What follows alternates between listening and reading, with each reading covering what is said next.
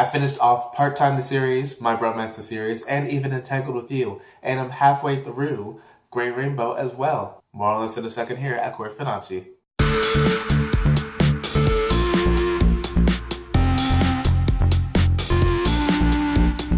Hi, welcome to Queer Fudanshi, where I share LGBTQ and BL Media through news, reviews, and good conversation.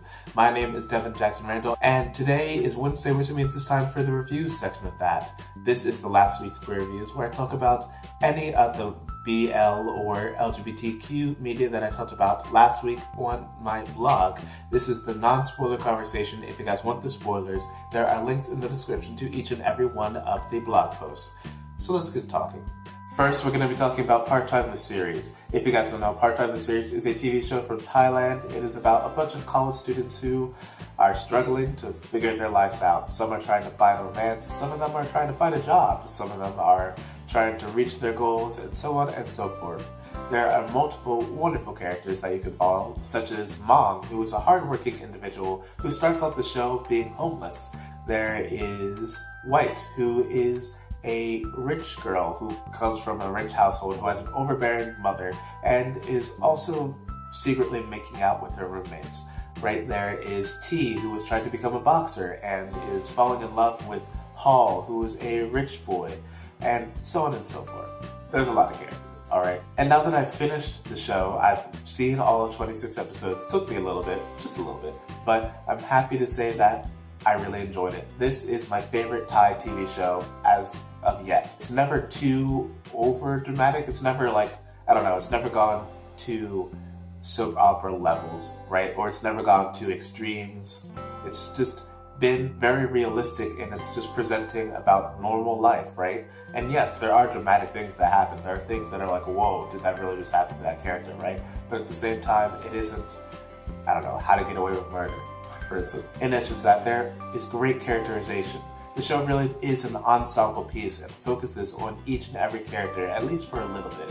Maybe not a lot, but it focuses on each and every character. And I really enjoyed that this is a very, very LGBT-friendly show as well. In fact, my number actually went up to 11 or so characters at the end of this show. That's 11 or so LGBT characters, and yes, each and every one of the LGBT is represented. This is a good show to watch.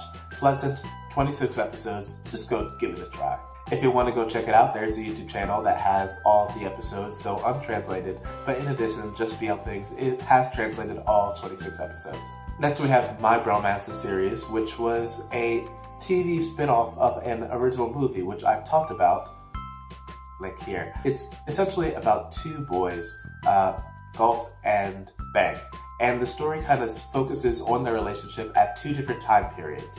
One in 2008 when they were high schoolers, and another when they are in 2016 as grown adults. So they are actually stepbrothers, right? So Golf's father marries Bank's mother, and the two first hate each other, and they kind of struggle with that until they eventually get to understand each other and become friends, and then of course they become more than that.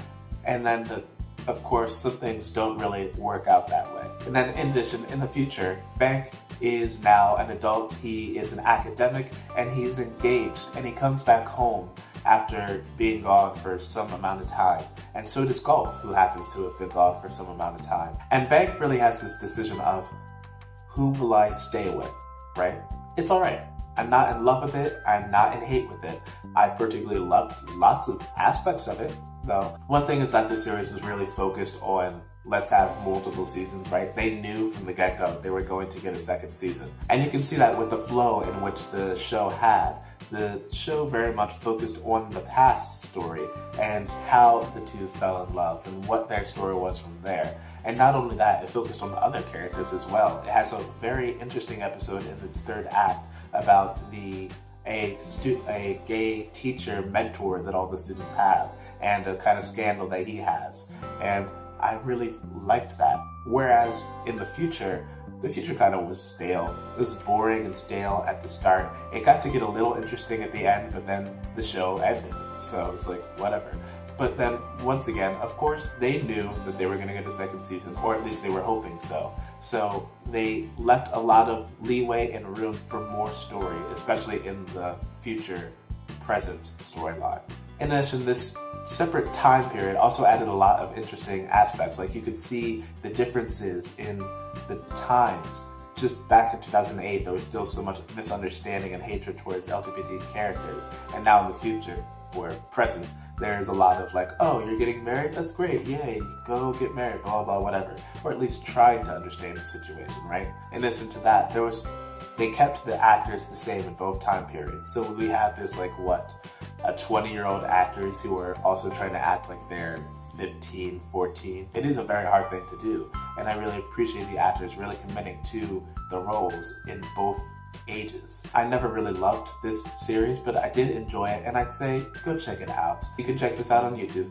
Next we have Entangled with You. Entangled with You is an American web series this time. It's about two women who become best friends, and Alicia, who is breaking up with her boyfriend because he gave her gonorrhea. And then there is Jalea, who is breaking up with her girlfriend, who's going off to live a lavish life of being in a dance crew. So the two become roommates, and they really bond and become best friends, and then deal with anything else that comes out of that. This web series, again, was not amazing, but also pretty interesting, especially for one couple who were particularly amazing. They made my top 10 couples with chemistry list. That is Jen and Cassie. I absolutely love them. Jen is a bisexual character, the best friend of Jalea, who was very, very opinionated and very much like she's a know-it-all. But at the same time, she is very much a know-it-all. She knows it all. And then there's Cassie, who is the one person who can call her bullshit. And I really appreciate the two for being very communicative and being very into each other and just being very much a perfect couple. And then of course there is other things going on, like there is a side pairing, a straight side pairing, so if you're interested in that, there's that going on. In addition to that, there is Jalea and Alicia in their roller coaster of a relationship. Are they best friends? Are they trying to be more? What else? It's good to see representation for Black people. In Queer Fudanshi, I do end up talking a lot about Asian properties, which is fine. I do appreciate that, but at the same time, I like throwing in other kinds of representation. Lesbian representation, trans, bi, and also lesbian representation for other races. So I really appreciate this series for that. If you guys want to check out the series, you can find it on YouTube as well. Lastly, we have Grey Rainbow. Grey Rainbow is another TV show from Thailand. It is actually a miniseries. It's a part of a miniseries, it's a kind of program where they had multiple miniseries about love. And this was the gay romance love miniseries. Grey Rainbow is about these two roommates, these two college roommates. I've never had to say their names out loud, so now I'm like, oh god, am I going to say it right? Please tell me in the comments down below if I'm saying it wrong, which I think I am. One is Near and the other is Porsche. And Porsche is gay. He is kind of conflicted and struggling with the fact that he is gay and he is in love with his best friend. Of course, romantic feelings evolve. I think for a miniseries, the production on this show is absolutely amazing. I wonder how much of a budget they were given, because they really do have a lot of money to spend. They have great scenery, great sets, great clothing, great makeup. They have great camera work. Oh my god, the camera work is very professional in this show. In addition to that, the acting is pretty good. The two main characters, Nut and Karn specifically, Nut being Nur and then Karn being Porsche, they are very good at their job. They're very good at being best friends. I was very empathetic towards Karn. Of course, that's because his character is the gay character struggling with gay life. And he also has a lot of LGBT-ness to him. He is a law student studying LGBT law. He is surrounded by LGBT friends. It's just the fact that he can't tell his best friend his LGBT life, So this really is a nice romance story that is very quick, only 4 episodes. If you guys want to check it out, once again, YouTube video, link in the description, go check it out. So if you guys are interested, here are my ratings for each and every one of the things.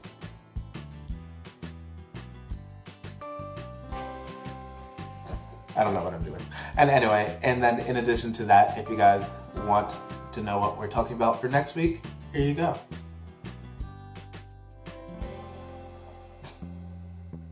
And that is it for this last week's Queer Reviews. If you guys have any thoughts on any of the media that I talked about here, let me know down in the comments below. And as always, if you like this video, make sure to like it, share it with your friends, and to subscribe if you haven't already. Queer Fudanshi tries to share LGBTQ and BL media through news, reviews, and good conversation. So let's get talking. Bye.